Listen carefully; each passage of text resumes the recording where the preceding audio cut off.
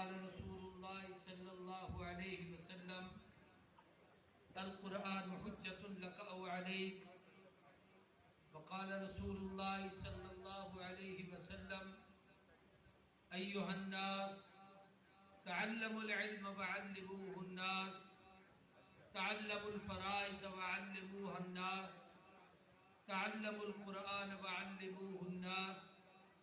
إني امرؤ مقبوض ويقبض العلم بقبض العلماء.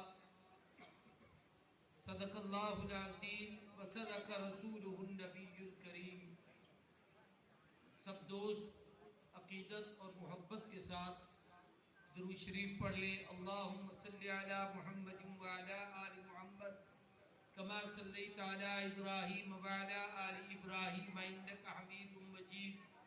اللہم بارک علی محمد وعلی آل محمد کما بارکت علی ابراہیم وعلی آل ابراہیم انک حمید مجید.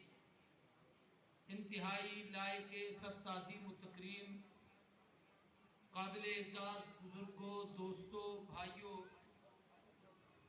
آج کا یہ خوبصورت پروقار اجتماع ہمارے انتہائی مخلص دینی بھائی اور دوست حضرت اقدس قاری سمیع اللہ صاحب کی کاوش اور محنت اور ان کے وہ رفقا اور دوست جن کے بچے یہاں ان کے پاس قرآن پاک تعلیم حاصل کرتے ہیں، ان کی محبتوں سے یہ اجتماع انعقاد پذیر ہے. مجھ سے پیش رو حضرت اقدس مولانا عامر فاروق عباسی صاحب دامت برکاتہم العالیہ دینی مدارس کی اہمیت، ضرورت، افادیت اور اس سے متعلق بہت ساری اہم باتیں ارشاد فرما چکے. میرے بعد ہمارے دین پور شریف کی خانقاہ کے مخدوم زادے حضرت اقدس میاں ارشاد احمد صاحب انشاءاللہ دعا بھی کرائیں گے اور بچوں کا آخری سبق بھی غالباً ابھی ہونا ہے. یہ دنیا حقوق کی ہے، ہر آدمی اپنے حق کے لیے لڑتا ہے. آپ جہاں دیکھیں، جس جگہ جائیں، سیاسی لیڈر اپنی گفتگو کرتے ہیں، وہ اپنے حقوق مانگ رہے ہیں. جماعتیں کھڑی ہیں، وہ حقوق مانگ رہے ہیں. جلسے ہو رہے ہیں، وہ حقوق مانگ رہے ہیں. جلوس نکل رہے ہیں، وہ حقوق مانگ رہے ہیں. اور پھر یہ حقوق سب سے بہتر اللہ کے قرآن نے اور اسلام نے بیان کیے. اللہ کے حقوق بتائے گئے، انبیاء کے حقوق بتائے گئے، والدین کے حقوق بتائے گئے، بہن بھائیوں کے حقوق بتائے گئے. حتیٰ کہ ایک ایک عمل آپ کسی بھی حوالے سے حقوق کی اگر آپ بات کریں گے تو اسلام سے بہتر دنیا میں کوئی مذہب نہیں جو اس حوالے سے میری اور آپ کی رہنمائی کرے.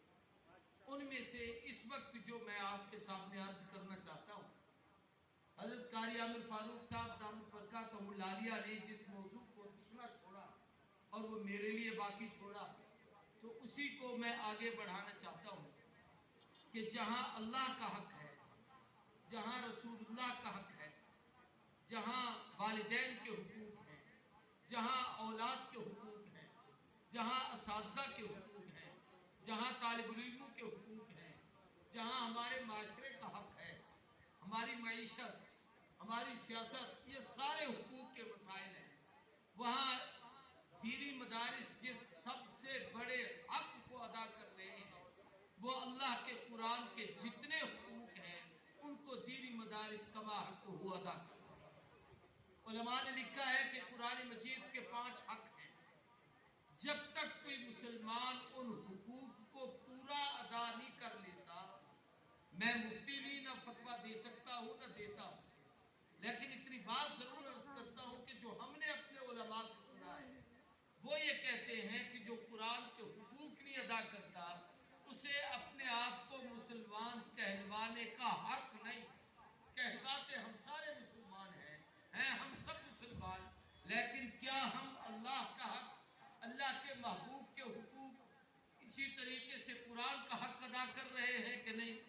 قرآن مجید کے 5 حقوق علماء نے لکھے ہیں جن کو میں صرف آپ کے سامنے ان کی گنتی گنوا دیتا ہوں. ان میں سب سے پہلا حق ایمان بالقرآن ہے، جس پر آمن الرسول بما انزل الیہ، حضرت نے آیت بھی پڑھی کہ اللہ کی کتابوں پر ایمان لانا، ان میں سب سے اہم ترین قرآن مجید پر ایمان لانا ہے۔ ان کتابوں پر ایمان لانے کا معنی یہ ہے کہ وہ جس وقت آئی اس وقت وہ حق تھی، سچ تھی، ٹھیک تھی، درست تھی، بات پہ ان میں تبدیلی ہو گئی، ترمیم ہو گئی، رد و بدل ہو گئی۔ آج کوئی کتاب بھی اپنی حقیقت پہ نہیں ہے اور اس کی زبان بھی دنیا سے ختم ہو گئی ہے، لیکن قرآن مجید کی یہ عظیم خوبی ہے کہ قرآن پر ایمان لانے کا معنی یہ ہے کہ قرآن پر ایمان لے آؤ، یہ اللہ کا کلام ہے، قرآن پر یہ ایمان لاؤ کہ یہ کلام اللہ ہے، قرآن پر ایمان لاؤ کہ یہ ہدایت کی کتاب ہدایت ہے، قرآن پر ایمان لاؤ کہ یہ رہنمائی کی کتاب ہے، قرآن پر یہ ایمان لاؤ کہ یہ اللہ کا کلام ہے۔ جیسے اللہ قدیم ہے، اس کا کلام بھی قدیم ہے، وہ بھی باقی ہے، اس کا کلام بھی باقی ہے، وہ بھی ہمیشہ ہے، اس کا کلام بھی ہمیشہ ہے۔ جیسے اللہ کی ذات کو فنا نہیں ہے، ایسے اس کی بات کو فنا نہیں۔ اس لیے ایک حدیث میں آتا ہے کہ جس وقت قرآن کا حافظ اور قاری دنیا سے رخصت ہوتا ہے، اسے جب قبر میں دفن کیا جاتا ہے، اوحى اللہ تعالی الی الارض، اللہ اس وقت زمین کو وحی کر کے کہتے ہیں کہ زمین خیال کر، تیرے اندر وہ آ رہا ہے جس کے سینے میں میرے 30 پارے ہیں، وہ میرے کلام کا محافظ ہے، وہ اپنے اندر سبو کے آ رہا ہے، خبردار اس کے وجود کی حفاظت کرنا، اس کو کچھ نہ کہنا۔ علماء نے لکھا ہے جیسے انبیاء کے وجود اپنے قبور مقدسہ میں محفوظ ہے، اس طریقے سے قرآن کے حافظ کے سینے میں قرآن آنے کی برکت سے اللہ اس کے جسم کو بھی محفوظ رکھتے ہیں۔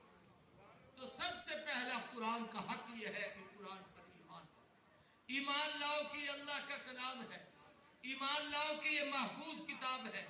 آج دنیا کی کوئی کتاب محفوظ نہیں، قرآن کے حروف محفوظ ہیں، ادائیگی تلفظ محفوظ ہے۔